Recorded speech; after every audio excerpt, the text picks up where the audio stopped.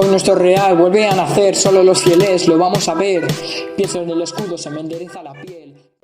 Hola futboleros, hola futboleras, vídeo nuevo para comentar la victoria del Binefar frente al Almudévar.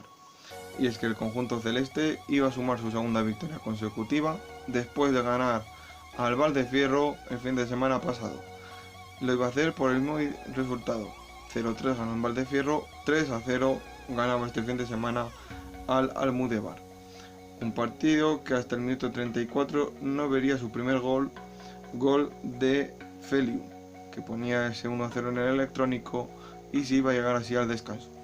Una segunda parte que el Almudévar saldría a empatar el partido y a intentar remontar el encuentro, y iba a sufrir bastante el conjunto de Binefar hasta el 79. Chico no puso el 2-0 y ya Barrao en el 90 ponía el definitivo 3-0.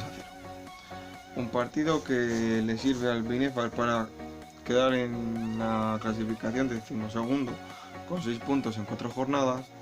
Por su parte el Almudévar se queda 16º con 4 puntos en 4 jornadas y un punto por encima del descenso, que lo marca el Barbastro con 3.